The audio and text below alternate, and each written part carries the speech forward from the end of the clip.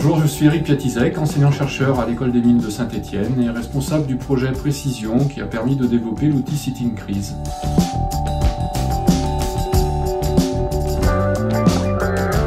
Cette malle pédagogique contient tout le matériel qui va vous permettre de mettre en place une simulation Sitting Crease. Pour mémoire, cette simulation met en présence des joueurs qui sont répartis dans deux équipes, une équipe histoire et une équipe cellule de crise municipale. Ces deux équipes donc vont utiliser le matériel de jeu que l'on va vous présenter.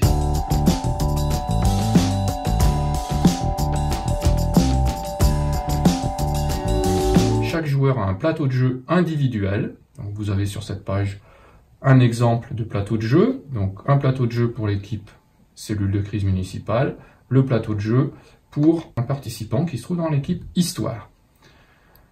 Ensuite, nous avons en plus des cartes actions et enjeux qui vont décrire les enjeux de la commune, ainsi que les actions qui peuvent être réalisées par les joueurs dans l'équipe histoire et dans l'équipe cellule de crise municipale. Dans l'équipe histoire, on trouve également des livrets qui vont contenir l'ensemble des messages qui vont être lancés par les joueurs de l'équipe histoire.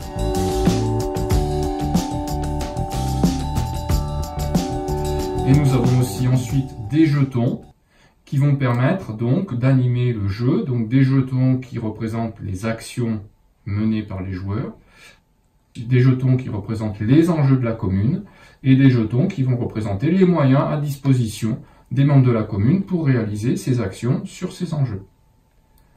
On utilise également un tableau de bord qui va permettre de suivre l'évolution des actions qui ont été engagées par la cellule de crise municipale et sur lequel on va retrouver les jetons qui ont été présentés précédemment. On trouve également une carte interactive de la commune qui est projetée à l'aide d'un vidéoprojecteur qui permet de suivre aussi l'évolution des actions et l'évolution de l'épisode pluvieux.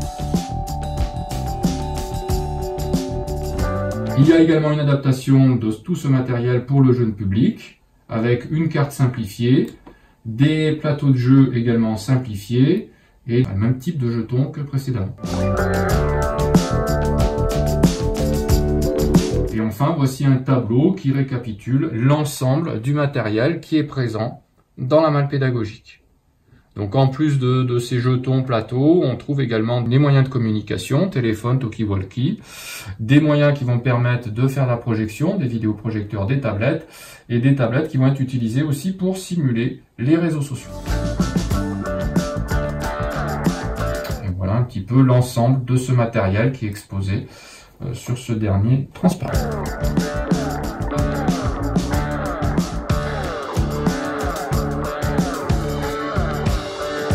Nous, à l'École des Mines, on possède des simulateurs de gestion de crise qui sont à destination d'un public professionnel ou de nos étudiants.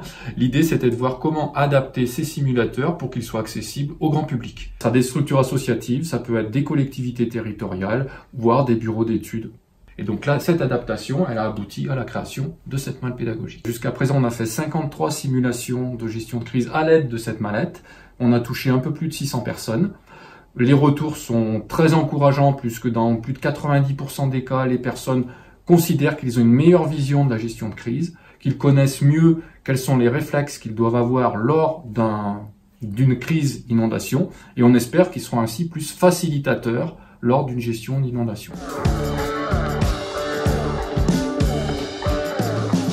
Dernière question, Eric Piatizek, est-ce que faire un jeu, c'était prévu dans le parcours de chercheur qui est le vôtre? Ah non, pas du tout, mais c'est plutôt, ça m'a énormément motivé et voilà. C'est un complément par rapport à la recherche? Oui, tout à fait, parce qu'on voit, on a vraiment une finalité et en plus, ce qui est hyper agréable, c'est de voir la réaction du public lorsqu'il joue. Et ça, c'est très enrichissant.